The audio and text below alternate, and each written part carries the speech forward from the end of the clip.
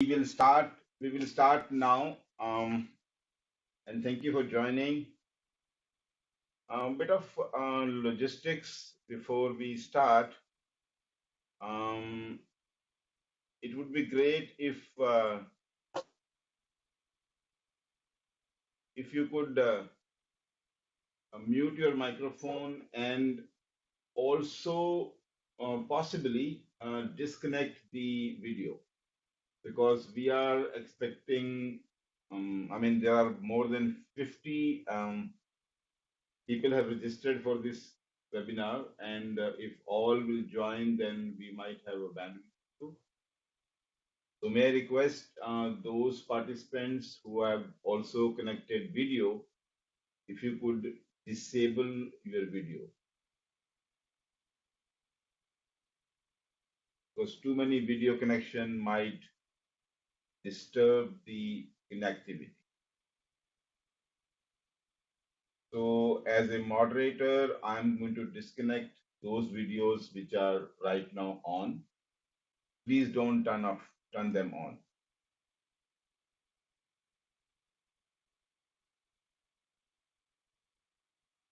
Okay, great. We have right now about 30 participants joining. Maybe I'll wait for 2 more minutes before we start because people must be trying to connect right now.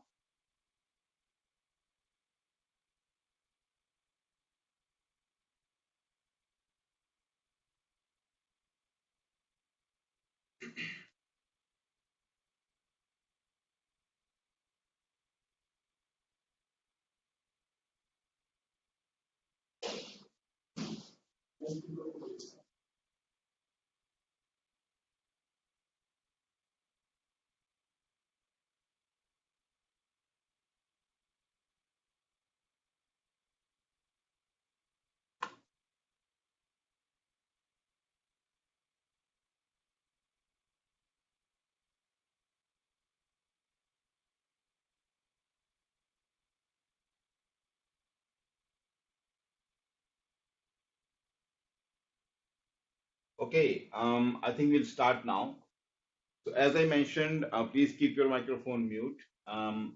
In terms of asking questions, you can ask questions in the chat window. I will try to observe chat window at the same time, but it may be difficult to respond when I'm talking. So we will try to address the questions if you have any at the end of the session.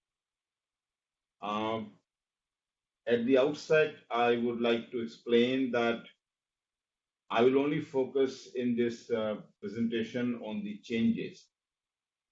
I'm sure you must have received email that was sent on Sunday regarding the various videos and folders which we have created on the learning page or the learning folder of the ERM. I will give you a snapshot of those videos which you can see later, but I won't be playing videos during the webinar. So we expect that this webinar for about 45 to 50 minutes plus the question answers. So in the first part, what we plan to cover in this webinar, I will briefly talk about the ERM governance arrangement because there is some change. Then I'll focus on the key changes which we have introduced in 2018 cycle. And then I will briefly touch the guidance note. The guidance note is similar to the last year. I'll only focus on the changes and how the guidance note has changed with those changes. Then we have a video on the SIS MyRisk application changes. I will just give you a snapshot. And finally is the submission and validation process. A submission and validation process has undergone a lot of changes because of the workflow which we have built in the ERM application during the assessment stage. So for that also we have a video, but I will also briefly touch the different uh, steps which you will have to take in the process of submission and validation. And finally, if time permits, so if we have some questions, we can take up then in the question answer session. So with that, first, the change in the governance range. I mean, those who have been involved in the risk response phase, you know that we made changes during the risk response stage in the roles. There were different roles which were created during the risk response stage, and those roles you might have used. I'm just trying to disconnect videos if that becomes distracting. Please disconnect the video if you could. Okay. Um, so one change which we have made in the 2018 ERM assessment is the regional approval role. We have created a new role called regional approver. Stella, could you please disconnect the video? Stella,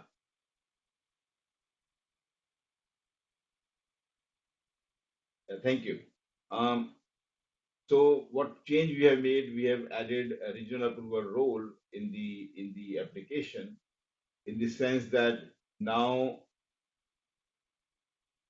after the assessment is done by the country office, the validation of the assessment will be done by the regional office online. That's why this is the only change in the governance. The rest, everything remains the same. We have risk committee, we have risk treatment working group, head of the office, department, risk focal point, and of course, risk focal point for the individual strategic risk. Then I'll briefly move to the changes which we have made.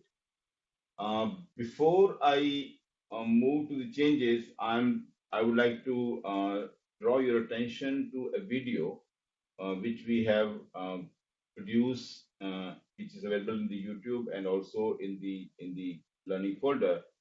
I won't play the video, but I would like to just show you the video a little bit.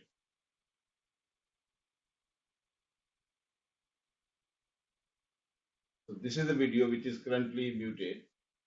The other advantage of this video is that it talks about the whole changes in detail. So even after the webinar, if you want to review again, you can see the change. I'm just giving you some snapshot of the video in terms of how this video, it's about 10 minutes video. It talks in detail about the changes. I'm just giving you a snapshot how this video run. And I've just muted the video so that it doesn't disturb with my voice. This video you can view on at your convenience in the system. So in terms of key changes which we have made, the first and foremost change is that the ERM cycle is now aligned to the calendar year, means January to December. In the previous two assessments we did from middle of the year, from July to June, and one was from August, and then that was extended till December. So now onwards, all the assessment will be for one particular year. It aligns also with our strategic plan. Second change which we have made, that we have added a new wrongdoings category. Wrongdoing categories, it was in the wrongdoing category, we have also added two additional risk factors under prevention of exploitation and abuse category. Because as you know, this is something which is being looked by most of the donors, and it's a big issue in the UN now. So as first effort of UNFPA, and during the launch of the 2018 ERM cycle, we made commitment in the global meeting in Panama that we will add two risk factors so that each country office can assess that if this is an issue in the country office, and if they have to apply some mitigation, they can do. Then the way we handle the additional risk, that has improved a lot. Improved in the sense, if you recall, in the last ERM assessment, what we did, there was only a box which we you have to fill to request for additional risk factor, but you cannot do anything with that box in the sense that you cannot you cannot do the focal point assignment, you cannot rate that risk. But this cycle, we have made that change in the sense that you can request for additional risk factor right from the application. That risk factor, when you request, it is also there's also a video in terms of how to request additional factor. When you make a request, you will have to assign what is the new risk which you think is not covered in the global corporate risk register. So once you enter the risk and you also enter your department, which is pre-populated, then you can also enter why you think that this risk is a risk for your country or department. And then you can define some causes. So on that basis, we will assign that risk to your country in the sense that when you will do the assessment, you will get that risk in your assessment, whereas that risk will not be visible to any other department. So this way, we can form a kind of customized assessment for your country. Plus, you can do everything which is required with that risk. Means you can make a plan, you can assign the risk rating, and you can also assign a focal point. The way we have the way the local risk will be handled is totally revamped, and this has also given one another advantage to us, which I'll talk little later in the. Okay, this is another big change in the sense that if you recall, last year we introduced the concept of potential causes, impact, and probability. Of course, whether a risk is high, low, or medium, it depends upon two factors. What is the potential impact of this risk, and what is the probability of happening that? We introduced this concept last year, but it was not an entry in the system. What we in the guidance note we gave you a matrix, and it says before you decide a particular risk is low or high or medium for your country office, you should do some sort of analysis. Whether what is the impact of this risk and what is the probability, and then we had a matrix. On the basis of the matrix, you can define this is critical, medium, high. Now that system is automated. Automated means now you will not assign a rating for any risk. What you will assign the probability and impact of that risk. And once you assign probability and impact in the application, system will automatically calculate the risk rating. Is it low? Is it medium? Is high or critical? And this is depending upon the matrix which we introduced last. And also we have added one more entry field called causes. So you also have to define the causes of the risk for your department. So as I mentioned, so once we have the potential impact and probability, there is no need to have any. You will not assign a rating. You will just assign the impact and probability. And you also remember last year we brought the concept of not applicable. That concept is still there. So to get if some particular risk is not applicable for your country office or for your department, you can select probability 0 and impact 0, then that risk become NA. This is also explained in detail in that videos which we have produced for the assessment of the risk. Then another change which we have made, because we have received some requests from the board of auditors and from our internal auditors, that there is a provision of identifying focal point for the strategic risk area, but there was no provision in the system for identification of focal point for the fraud risk area. So we have added that part also. I mean, though we had been debating with the board of auditors that for fraud risk, it is the head of the office responsible because they are the one who are supposed to ensure that we have a zero tolerance towards fraud. But they were still insisting that there has to be somebody in the department who is accountable for every risk. So then we introduced this feature of assigning fraud risk. For fraud risk also, we have to assign focal points. And then, as I mentioned before, we have introduced a new category called wrongdoing. In the wrongdoing also, you can assign a focal point. Then another feature, we had received some comment from our donors as well as from the auditors and from the BOA and from the audit advisory committee that, and also from one of the regional office, I won't name them, that when assessment comes to regional office for validation, they don't have enough supporting documentation or to see what was the basis on which this assessment was done. I mean, why a particular risk was rated low or medium or high. Though the justification, there is some component of justification in the application, but probably regional office felt it is not enough. So what we have introduced in this 2018 version is what we call a mandatory requirement of uploading a supporting document in the system itself, which will which can be reviewed by the regional approver, and then they will be in a better position to do a review of your assessment. For that, also for the purpose that the supporting documentation should not come in varying forms and formats. So we have also introduced a template so that every country upload the document in a similar format. So I'll talk about the template a little later. It is also uploaded in one of the Google folder in the application, the learning folder. So that template will have to be filled by the each country office, and then they will have to upload that template in the application. That is mandatory. Then, of course, the automatic workflow notification.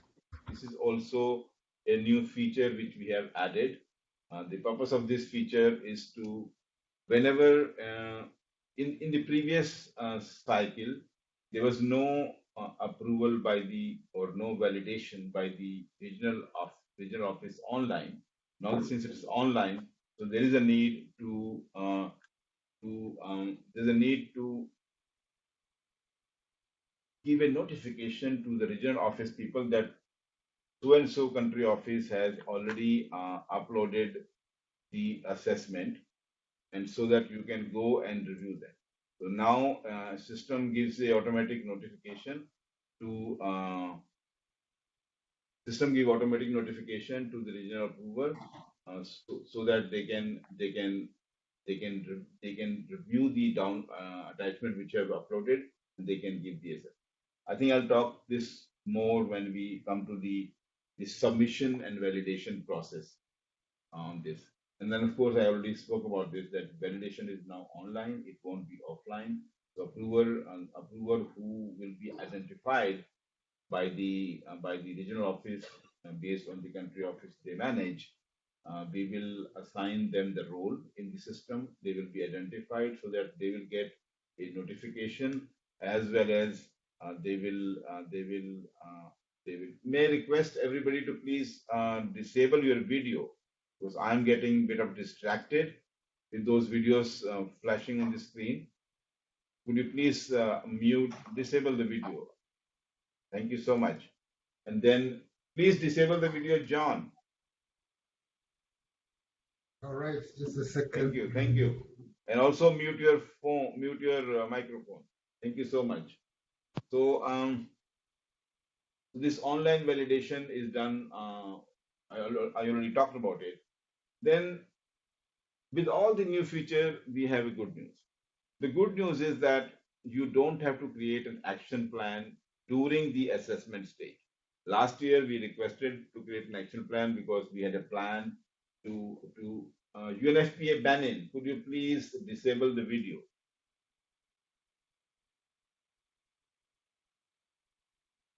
I'm sorry.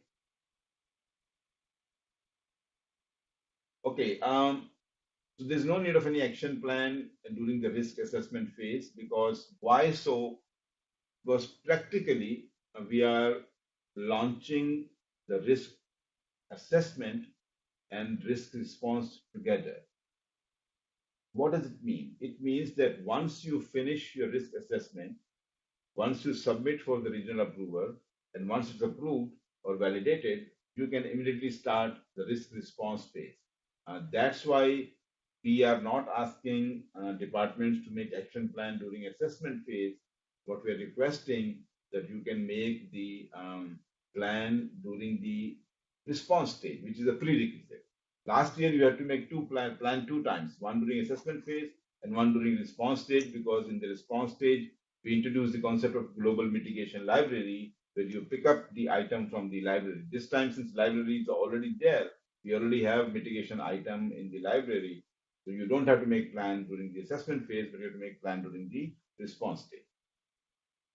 Okay, this is one another feature which is introduced now. It's not a feature; it is a facility, or it's an ability of the of undertaking something which we call differentiated risk assessment.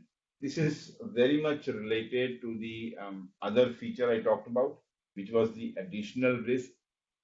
In the similar fashion, the donor had given us a comment in our ERM cycle that you cannot have same risk assessment for all business units, because some business units operate in different environments. As you know, we have a some there are more than 25, 30 countries who are operating under humanitarian and jail context environment.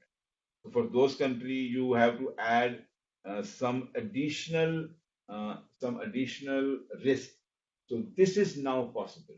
So now we can customize risk assessment for one country or a group of countries, in the sense that if some countries are operating in a very difficult environment, we can add some additional risk for them. Number two, if some country office or some department have received some additional funds, or they have signed some new contract, a new agreement with some donor, and the donor wants to have some additional elements to be assessed before they give you money or something like that, that we can also add additional risk depending upon the donor requirement for that particular department or a group of it. It's a huge change in terms of the way we manage our risk, because now we can have a customized assessment. And of course, lastly, there is improved PDF and Excel exporting, because with the new changes, the files have also moved. I won't. So this kind of conclude the first part about the changes. Now I will move to the guidance note which we have produced for this purpose. Now, in terms of guidance note, there is not much change. So this guidance note was there last year also. I will only point out to the changes which we have made in the guidance note. Let me get the laser pointer. Okay, right now. Now, for in the guidance note, the we have been requesting this last time also, and we are reiterating that when you undertake an assessment of your department, to make sure that you confine your assessment to only your business unit. You are not doing assessment on behalf of UNFPA as a whole, because there are 137 departments who are doing assessment of the ERM for their own department. So this is so always think of your own department, that whether this risk is high or low in my department. Don't think about UNFPA as a whole. This is the first request we have. Secondly, please, as we added that we have added the new two factor, which I will talk in the later in the assessment. Then now you have to add the selection of the potential causes. If you recall, during the risk response stage, we have to, when you go and make an action plan for the risk which you have identified as critical or high. The action plan, which are the global Yeah. mitigation library, where we have action plan, those are those are linked with the causes. It helps you in picking up that item, which is that item of the action plan, which is for that cause. So that's why we thought we should also record in the application the causes which are causing that risk to happen.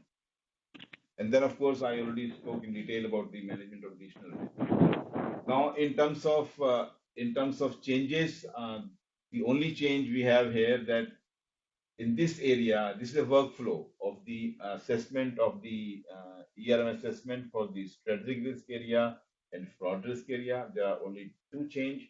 One change is that instead of last year we requested to assign a rating. This time we are not asking you to assign a rating. What you have to do, you have to estimate the potential impact and probability rating and add justification.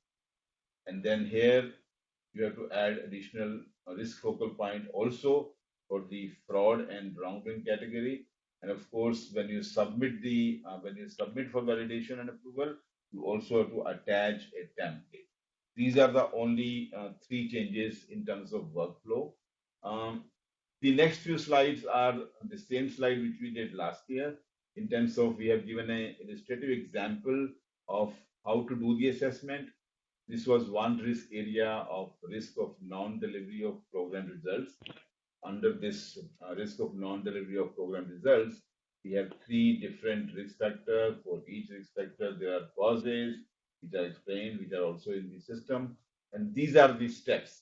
I won't go into detail of these steps because this is same as last year, except step 2 and 3, as I mentioned before. In 2 and 3, we have to assign the causes 0 to 5 and risk 0 to 5, and on that basis, you have to and also have to add some justification.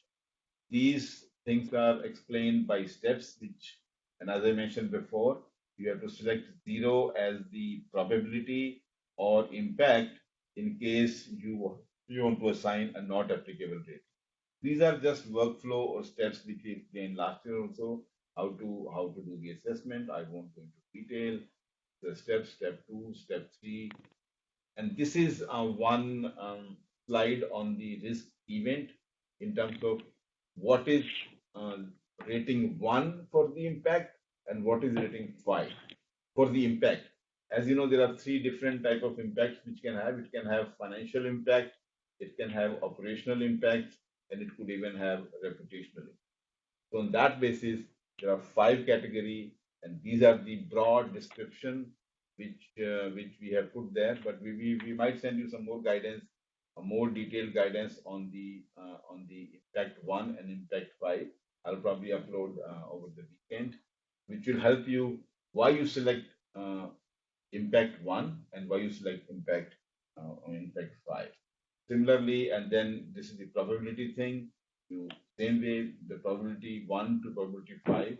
This is a matrix on which basis you can decide whether the probability of this event happening is 1 or it is 5. Like it is less than 5% or extremely unlikely is 1, and chance of happening more than 70% is very high on that basis. And the multiplication or the combination of the probability and impact, what causes, on what basis we assign whether this risk is high or low for a particular department.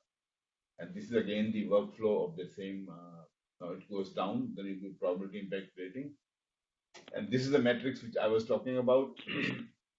This year, this matrix is, you don't have to do any calculation because calculations are done at the back end by the system. You just assign the impact and rating, and system will assign the risk rating.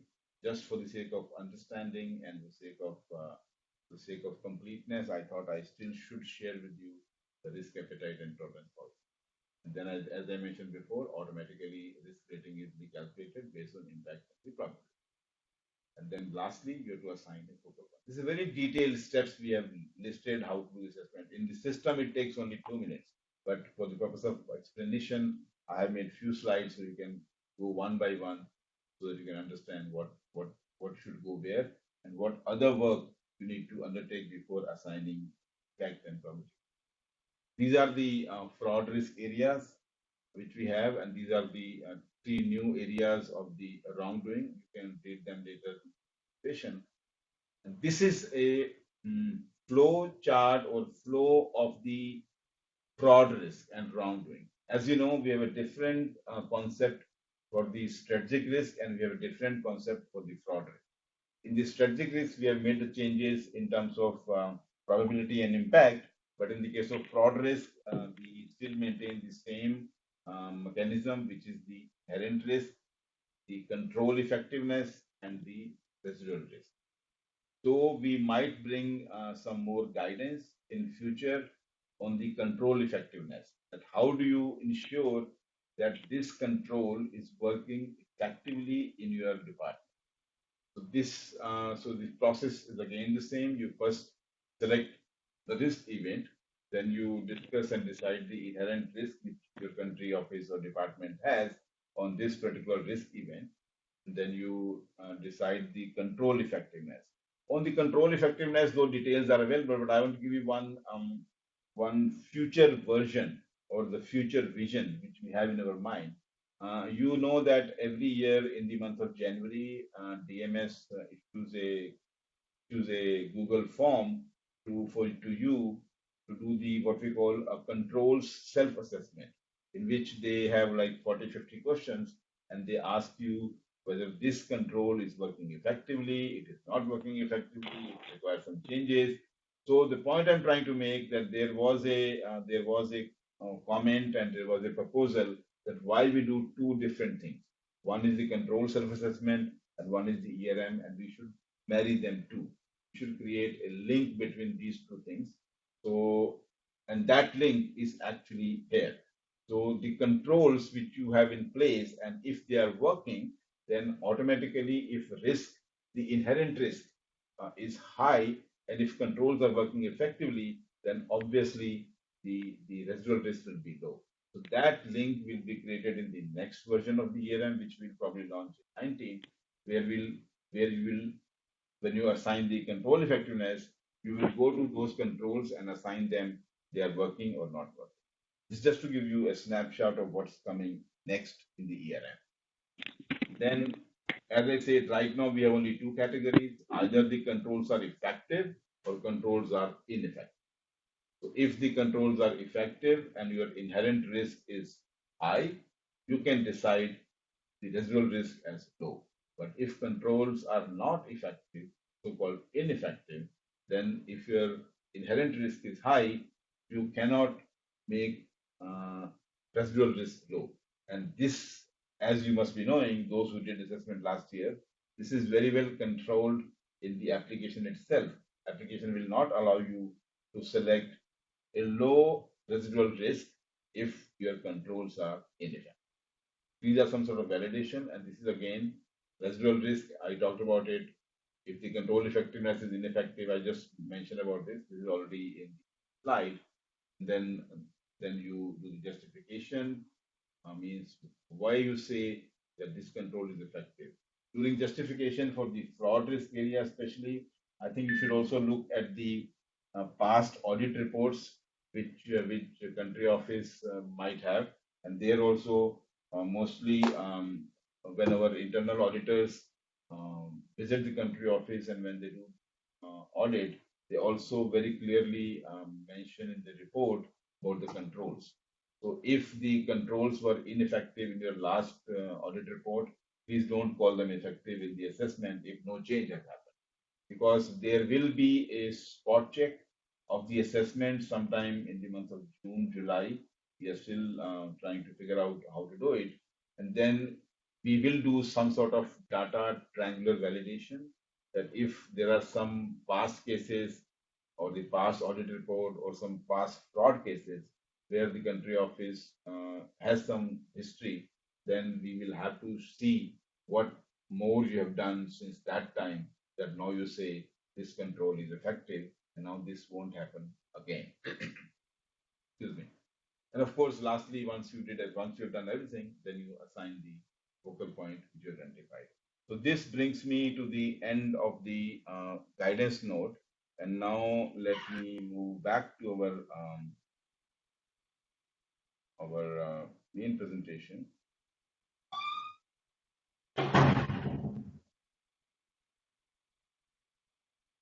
Sorry, one second. Okay.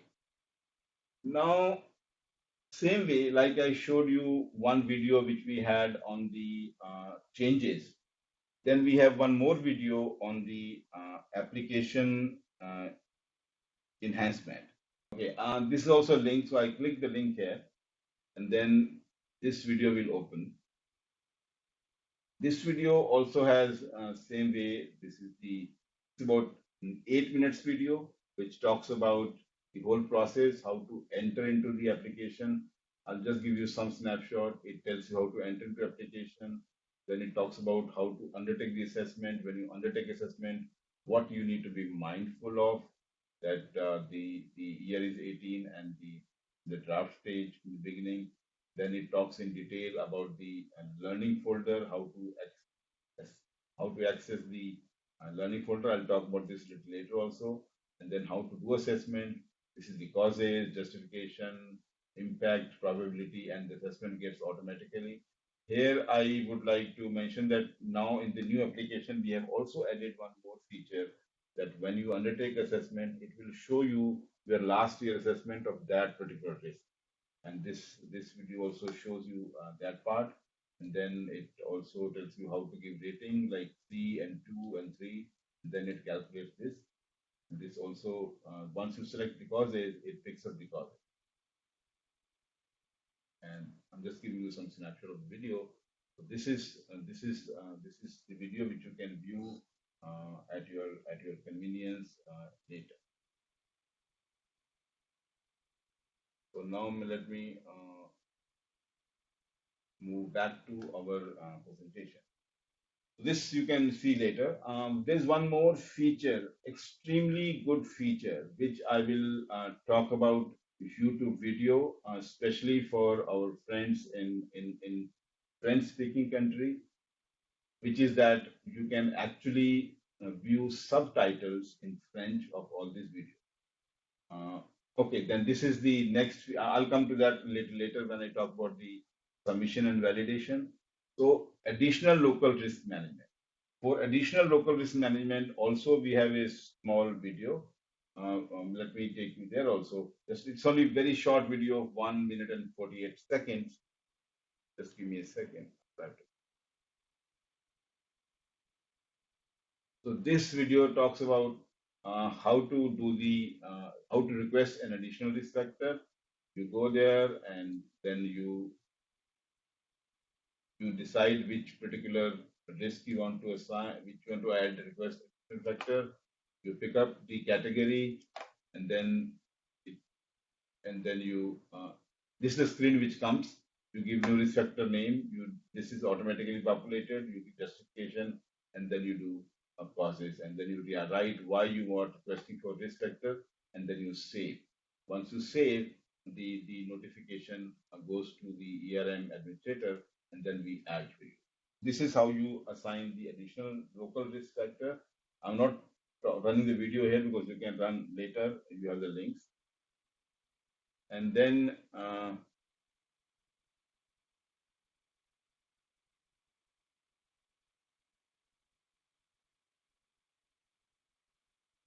okay, and the next good video which I want to talk a little bit more detail, where I also talk about the YouTube feature. This is something which I will probably show you in a little bit more detail. This video, which talks about submission and validation process. Before maybe I show video, I'll show you the concept before. And the concept is that this year we have also added role, as I mentioned at the beginning of the slide, the new role, which is the regional approval role for the assessment stage as well, which was not there before. So that's why I thought we'll make a small table which will tell you who can do what, because sometimes you may face problem. Oh, I can't see this and I can't see that. So there are three roles during the risk assessment phase. There are many more roles during the risk response stage, which we have already covered in last year, but we will once after a month or so when everybody has done the assessment, we will have another refresh webinar for the risk response stage also. But for the time being, for the assessment stage, there are three roles. One is the departmental focal point role, who can enter the assessment in the system. Then we have a departmental approver role, who can also enter the assessment in the system. When I say entering assessment, I mean they can assign probability, impact, justification, and also identify a focal point. And then we have a role of regional approver, who that person cannot do anything in the department because they are the regional person. Their role starts much later. Now, when it comes to submitting the assessment, when you submit assessment for validation by the regional office, at that time the focal point cannot do that assessment. Focal point cannot submit, and that submission has to be by the department approver. So, and I will talk about this in much more detail in the video and also some more slides which are after. So, once the department approver has submitted the validation, then they then this whole process goes from country office, regional office, or regional approver, whosoever is identified, and the regional person will validate the assessment or reject the assessment. These are three roles which I thought I'll briefly explain to you.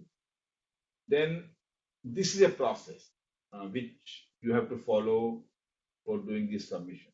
It's a little bit, so we have tried to identify different steps in this process.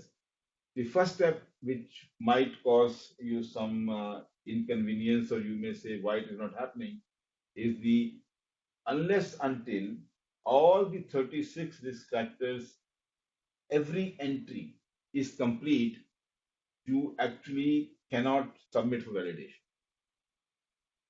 What happens that when you start the assessment, you get a message assessment not complete. You start doing assessment, you keep assigning focal point, causes, impact, probability. Once you're done with all 36, only then the screen changes. And I'll talk about the screen a little later. So you have to make sure that you have not forgotten any single entry, because there's a validation in this. If you forgot even a single selection of cause or probability or impact, system will not give the button for you to submit. So you have to go make sure that every risk factor, all the things, causes, impact, probability, justification, and selection of focal point, all the five fields are duly filled. This is the only thing which you have to be careful, because you might feel that you have entered everything and still I'm not getting the submit for validation button. Make sure you go one by one again. I mean, I also faced this problem when I was doing the testing for this. Okay. And then once you have done everything, then you get the assessment complete in the menu, then you submit for validation, then you upload the supporting documentation, which I talked about, the template, which I'll show a little later, which you have to fill and which you have to upload. Then there's the acknowledge statement, which was there last time also. And then you click submit for validation. Once you submit for validation, the system moves from pending to from draft to pending validation.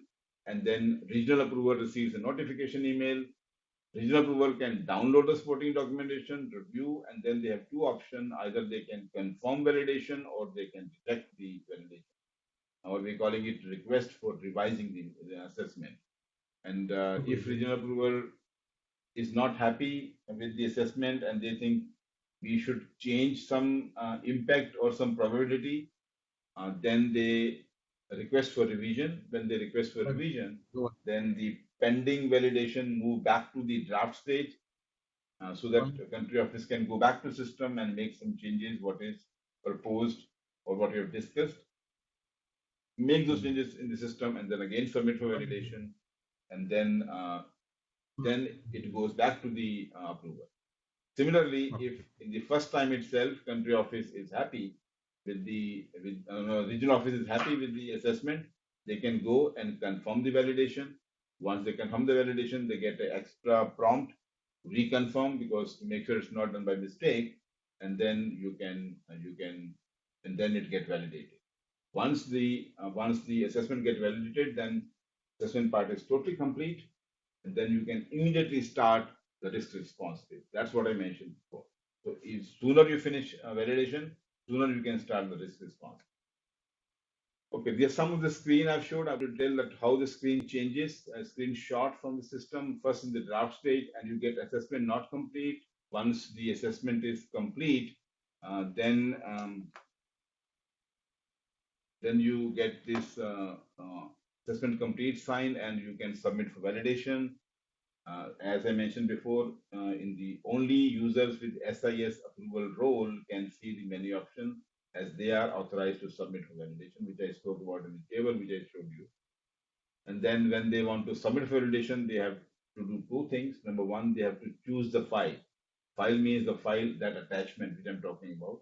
And then they have to tick mark, acknowledge statement that this assessment is not done by one person, it is done together as a team of the office. And once everything is done, once they have chosen the file and they have tick mark, then the submit for validation button appear again. And when they click that button, then the screen changes to what we call a pending validation. And also a link appears for the download document. And then this goes to the regional approver. A regional approver will, okay, before it goes to regional approval, when you have submitted the validation, then you can't do anything. You means country office cannot do anything, because they can only export and export to Excel. Then they only see pending validation. And once the regional approval, but this is the regional approval screen. When they enter into system, they see with pending validation two more options, either confirming or returning, and that's what they can do. Either they can return or they can confirm. And once they confirm, as I said, a separate prompt comes that please reconfirm. I mean, just to make sure that confirm was not done by mistake, and then they can confirm validation and the assessment get validated. So this is the last step for the validation. Okay, now before I move to the last two slides, I want to briefly show you the feature of the YouTube. This is not our system. It is the feature of the YouTube with which you can actually with which you can see those has inbuilt subtitles. So if you want to, and one more thing, when you go to this option called HD option, when you go here, you see here subtitle. Now, what I have done for this particular video, I have kind of refined and entered the subtitle in English. That's why when you go to subtitle, you go this button, and then you get these options. There are two options. One is called English, one is called English auto generated. Don't use English auto-generated if English exists. Those video where English exists, it means they have been modified by me to make sure that all the subtitles are correct. So if you want to translate the subtitles to different language, you go to auto translate, and there are 189 languages which Google supports, and you can pick up any of those languages. Let me give an example of French. So if I pick up French, and then the subtitle has now changed from English to French. Similarly, you want to choose some other language. There are 189 language. You change, but make sure in the subtitle it should be English to French, not English auto-generated. Because if it is English to French, it means it is picking the raw subtitle as those English title which are modified, because when it generates automatically, sometimes the titles are not titles are there are some errors in the way you speak and the way it generates the way it transcribes those titles. Similarly, if you want to change to some other language, let's say Azerbaijani, and then you can pick up that, and then it changes the language to different. This way, I think it's a good feature, and I really liked it. I don't have to make multiple translations. You just, I mean, I'm sure there will be some error in the auto translation, but probably you can make out. That way, so this is a video which you can view. This video talks about the summation and validation, and in this video also, as I said, it talks in detail about how system will change. So it shows how to choose file, how to submit validation. So all the things which I showed you in the PPT, they are live simulated in the video from the application itself. Feel free to watch them at your convenience. So with that, now we are almost to the end of the presentation. And let me just,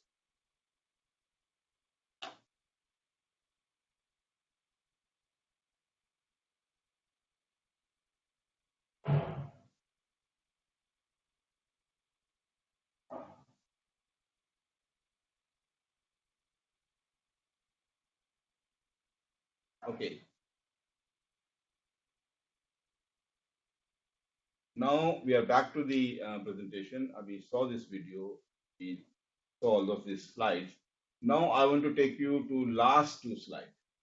Uh, the training material, this this particular slide I had already sent to everybody whosoever the ERM focal point, that where the training material is loaded, where the so you can either click this link and go to training material directly, or you can go from the application also.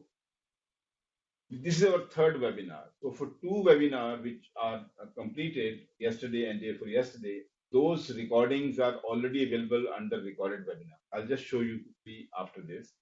Then these four video which for which we have the YouTube links, these videos are also available as videos in the subfolder called short videos. To view them, you can download and watch them in your own computer, but of course without subtitles. You want to watch subtitles, or you want to watch these videos on your phone, on your tabs, of course it's good to go to YouTube and watch them there. Then template and fact. Template, I will just show you the template now.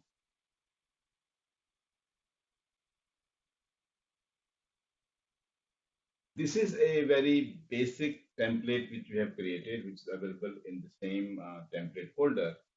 Basically, what we are saying here that okay, that that this is the all the risk areas. Okay, I'll download. I'll show template from the folder itself. Now,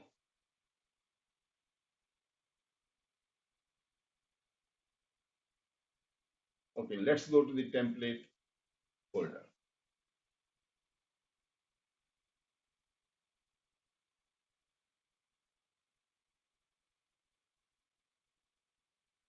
I have to open multiple screens and I have to jump from one screen to another, so it takes some time.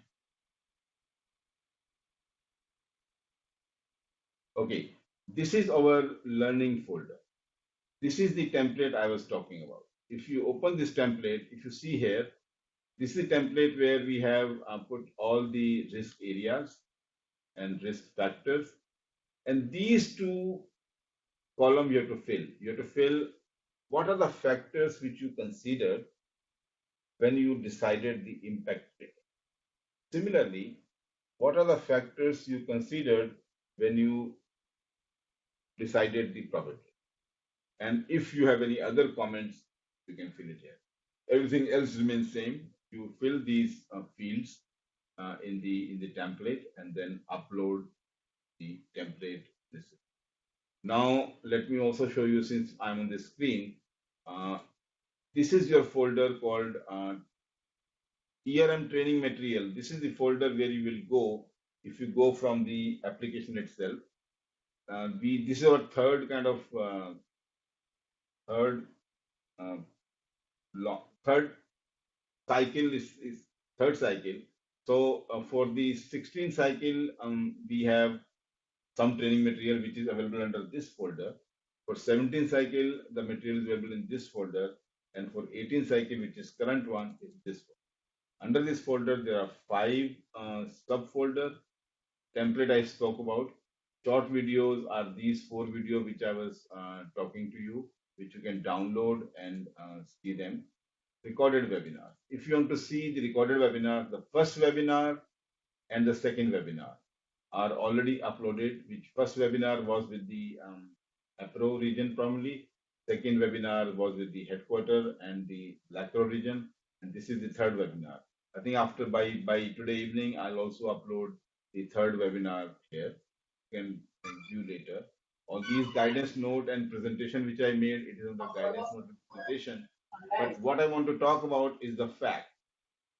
Um, for if you face any problem or if you have to report any issue with your when you're doing the assessment, we have created something called a fact Google Sheet.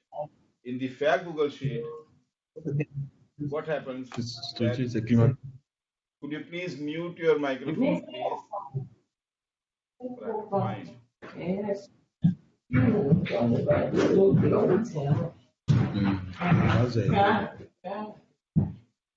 Okay, I just muted them. So this is the fact sheet. So in the fact sheet, what we've done, we have made two columns, the questions and also the answer.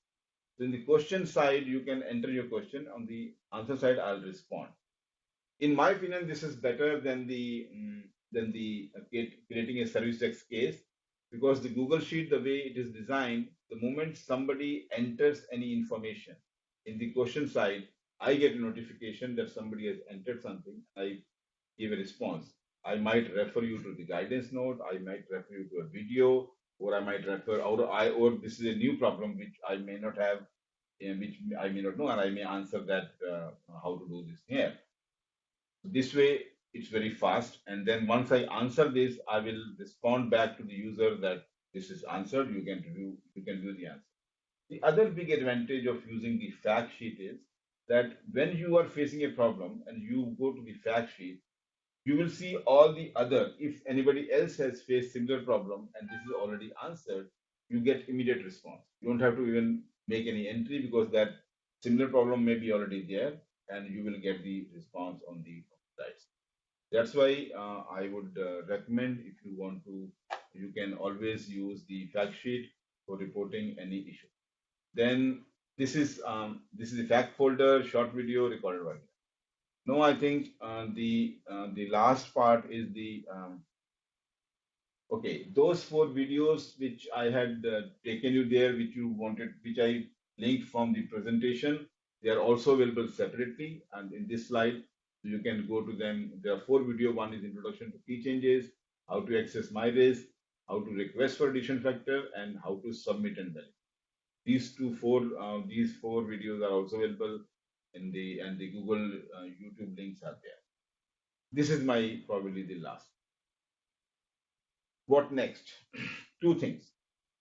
Number one, I think I will be in touch with the regional office and we will get the name of the person with countries who will be taking the responsibility of validating the assessment of the country office.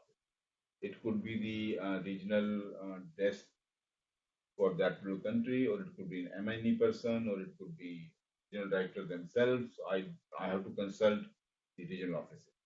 Once I get those names, we'll put in the system so that when you submit the validation, it go to the right person a notification, and they go into system and they will validate. Once I get all those names, we will also have a separate webinar or a separate video for all the regional approvers so that they know how they have to do the validation. And of course, the deadline of completion is 2000 for 2018 is May 31st. So please try to finish by May 31st. And though I'm in favor of fact, but if you want to make a case for any of the problem you're facing, assessment, you can always go to the integrated service desk, select SIS MyRisk, select SIS MyRisk application, and then risk assessment 2008. So this kind of conclude the presentation. Now I have got few questions and I will try to answer in as much as I can. Okay, the first question is that uh, okay, one on the human resources that I want to address. Who will RO will approve this CSFN? Who in RO? I just responded that in RO we will have to identify a person who will approve the RO assessment. I think this question came from Dakar. So that for that I will be in touch with the each regional office to ask them who the person who will approve the thing. Then there's a question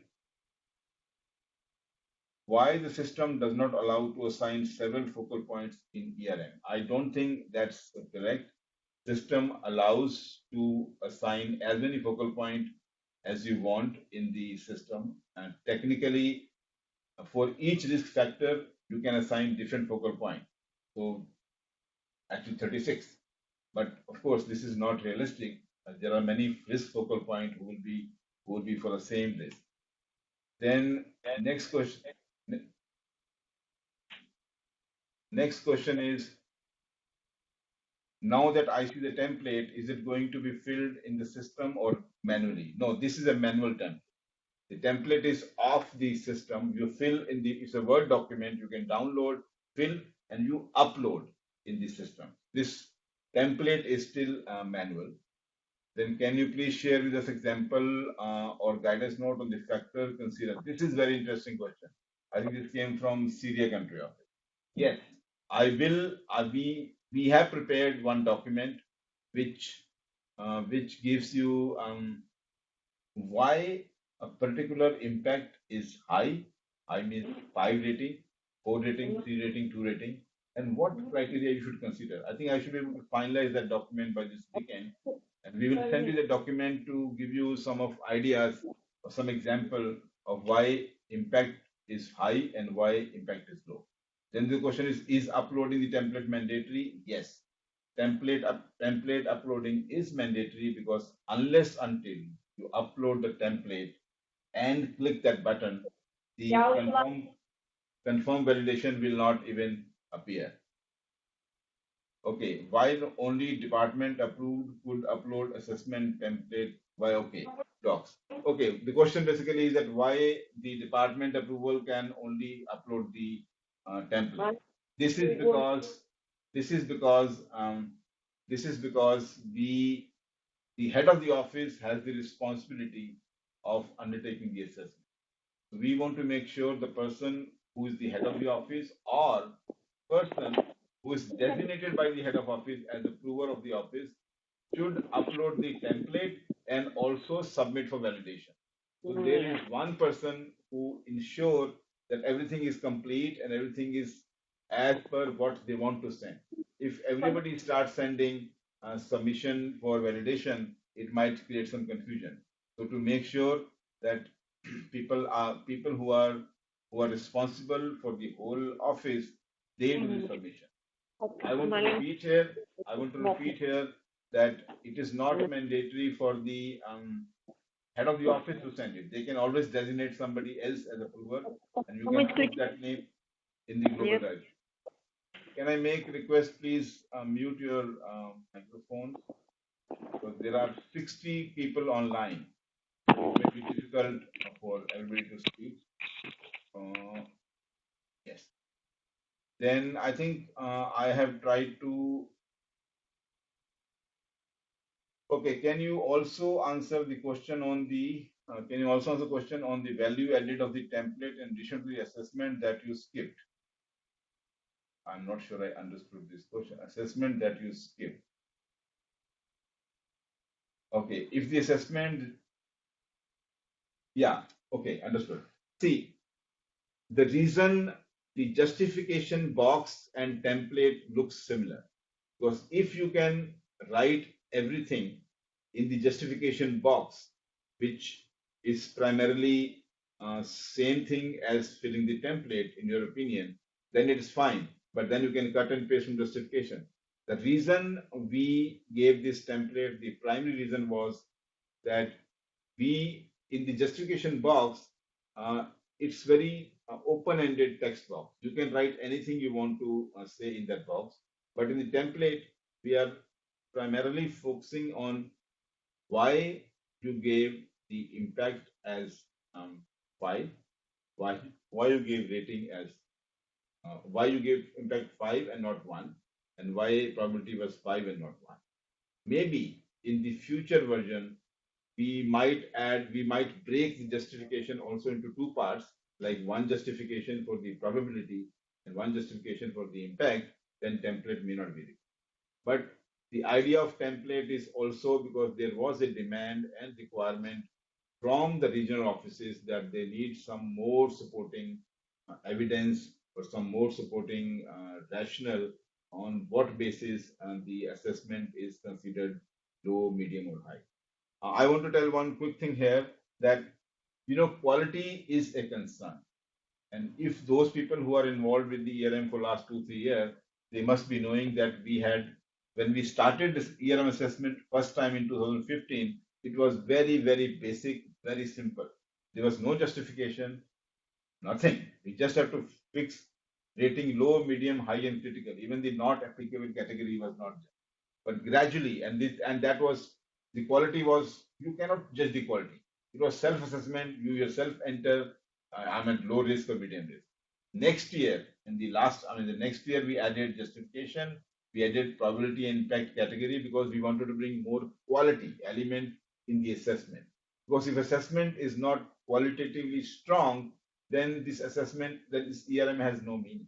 So, and this there's a lot of comment we received from auditors that assessments are not supported well.